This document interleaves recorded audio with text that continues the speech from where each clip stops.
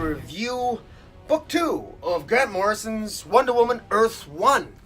Now, Volume 1 came out a number of years ago, and, well, it was pretty good. It was Grant Morrison's take. It was sort of his take on the whole, on trying to incorporate all the different ideas of Wonder Woman, concepts of Wonder Woman, everything from the loving authority of Wonder Woman, the bondage Wonder Woman, the peaceful warrior, the more aggressive stance of Wonder Woman, the so-called more perhaps even the feminist side of Wonder Woman, the idea of love, of submitting to loving authority, the supplicating Wonder Woman. There's been so many different ideas, incarnations of Wonder Woman, particularly if you go back and you look at the way Wonder Woman was originally written by her creator, William Marston. Morrison wanted to find a way to sort of incorporate all those elements into one story, and his challenge that he gave himself in writing his Earth 1 Wonder Woman is he wanted to try to incorporate all the elements, and could he make it make sense? Could he create a Wonder Woman story, a Wonder Woman character that incorporated all those elements in a way that actually made sense to a reader? And I think he pulled it off. What I like about Volume 2 is this actually is much better than the first one. And I love this. I love this. Right off the bat, first page, we see Hippolyta confronting a woman who ends up being like a Nazi. Paula von Gunther is a Nazi, and the Nazis are there. They're invading Paradise Island, and boy, are they in for a surprise. They think it's just going to be a cakewalk. And of course, it isn't. Now, the great thing about this, Grant Morrison's story is drawn here. The artist is Yannick Paquette. And the colorist is Nathan Fairborn. Absolutely gorgeous, gorgeous colors, gorgeously rendered book.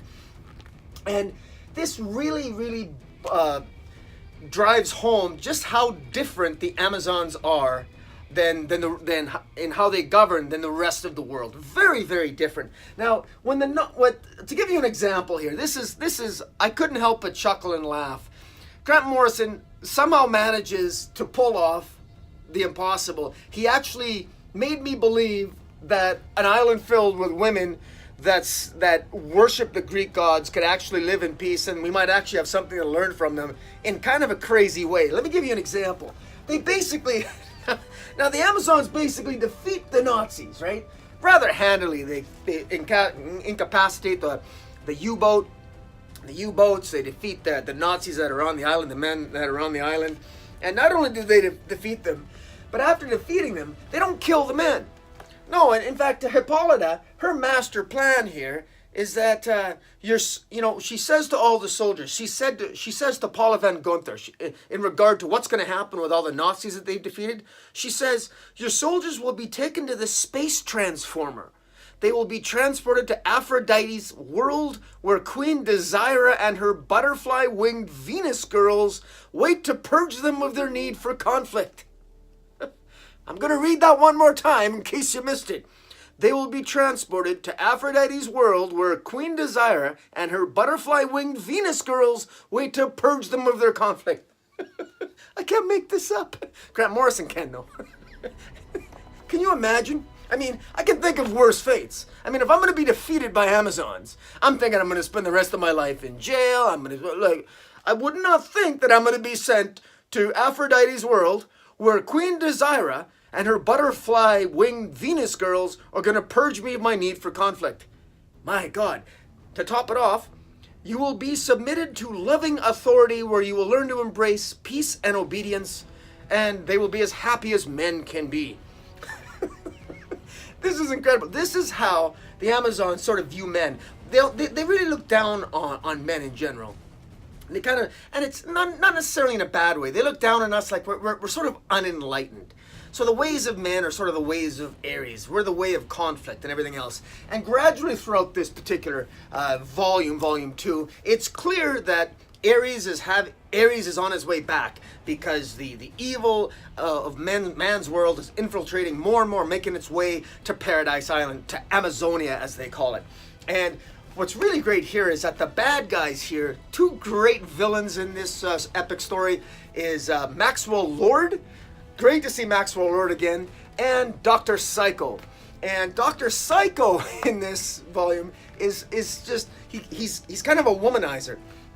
And he's a master manipulator. He's sort of a pickup artist. He's an expert in neuro-linguistic programming, or NLP, and he basically utilizes NLP techniques to basically seduce Wonder Woman and to eventually, get her, tie her bracelets together, which under old Wonder Woman mythology renders all Amazons helpless. It renders Wonder Woman helpless if you bound her bracelets together.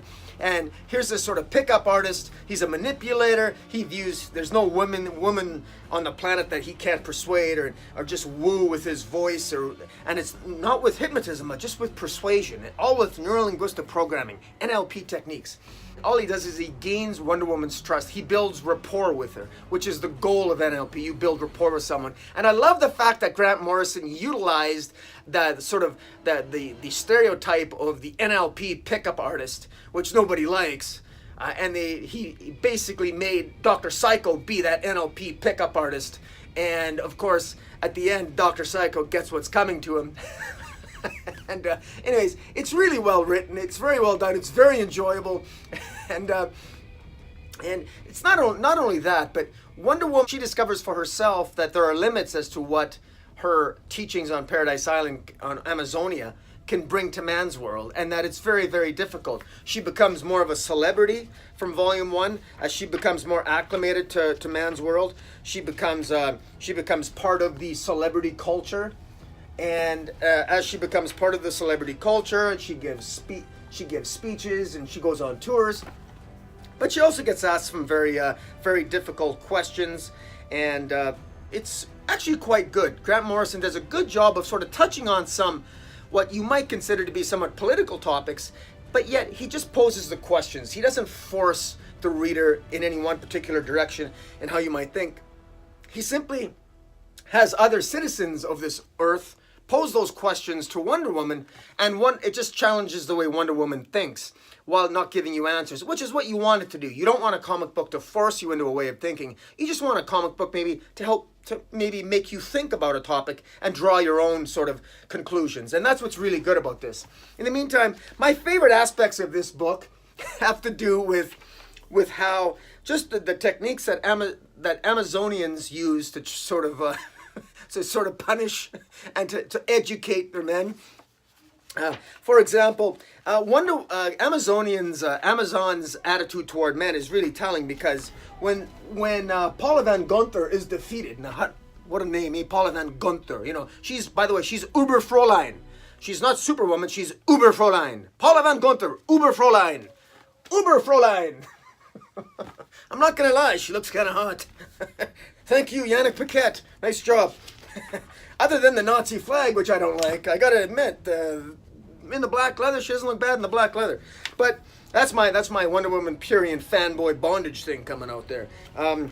But you gotta love Grant Morrison. There's some aspect of Wonder Woman, no matter what kind of aspect of Wonder Woman you like, you'll find elements of that in here. That's what's great about it. You really gotta pick this up. Now, what is interesting is Paula Van Gunther has been brainwashed by Herr Hitler. She's been brainwashed by the SS, and the only thing that can render her get rid of her brainwashing is the magic girdle, or which the Venus girdle, which Hippolyta puts on her. And because she's basically held captive on Amazonia, on Paradise Island, Paula Van Gunther does not age. So even though this took place in the 1940s, once modern day hits, Paula Van Gunther is still young, but what it does is that when you wear the Venus girdle, it gives you a revelation. It makes you realize all her Nazi ideals, she said, slowly slip away, and she begins to cry. She realizes that all of this, it didn't make any sense, but it provides a clarity. She says, I must be weak to wish to serve weak and cruel men. Once again, the idea is that, it's men are the weakness, men are the problems.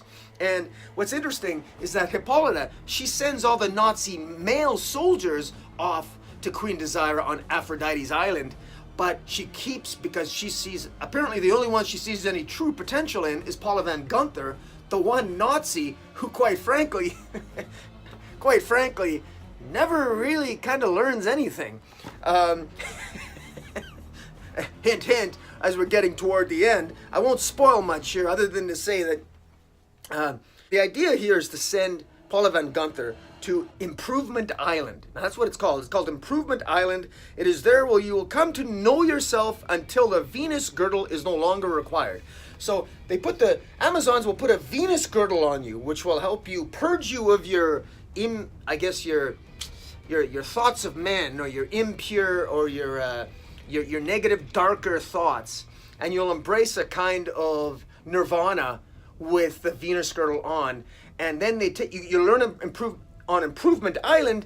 You eventually learn the correct way of viewing the world, where you gain a certain clarity, where eventually you can remove the Venus girdle and you won't need it anymore, because you'll have achieved nirvana, essentially. It's almost as if this Venus girdle helps you achieve a certain kind of enlightenment, almost like if you're a Buddha, you can obtain enlightenment with this Venus girdle, and it sort of gives you a boost. It helps provide your mind with the type of peace and the serenity and an ultimate meditative state that you need in order to achieve and to come to the revelations that you need to move forward as the best possible you.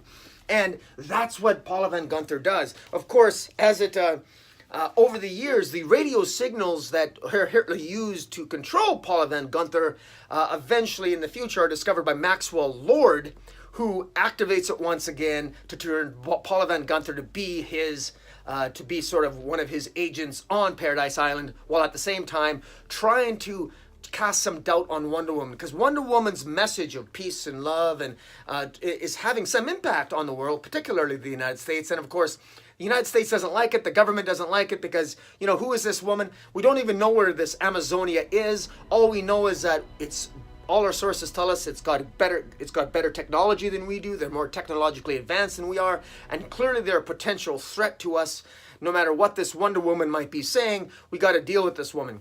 Well, there are certain sections of the U.S. government, particularly those that are controlled by Maxwell Lord, that will have none of it, and they're scheming and they're working in conjunction with Dr. Psycho to try to ultimately take control of Amazonia. And all these forces coming into play. Guys, this is a really good story. I have to say that this is, I know I've really been enjoying Wonder Woman lately with The Witching Hour. The latest issue of Wonder Woman, I think 56 it was, really good.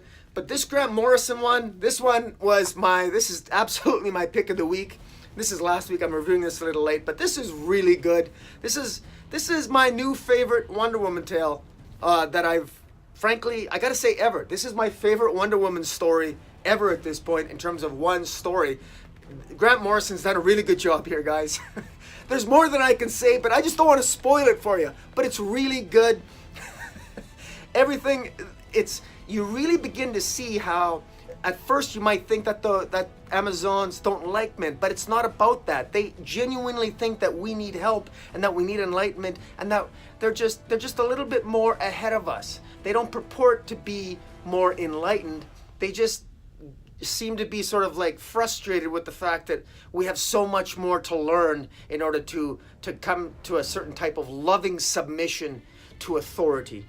And because the loving submission to authority is, once you learn that, you can learn to live in peace. And it actually, for the first time, I began to understand maybe the idea of supplication in a way that didn't repulse me. So kudos to Grant Morrison. Guys, please check out Earth 1 Volume 2 Wonder Woman. You don't need to read the first volume. The first volume's good too, but it's not as good as Volume 2. If you can just afford one, they're about 24 American each. Buy Volume 2. You don't need Volume 1 to enjoy Volume 2, but if you can, certainly get both. Guys, until next time, hit the subscribe button. Follow me on Twitter at Metropolis40, and I'll see you later. Comic Boom, out.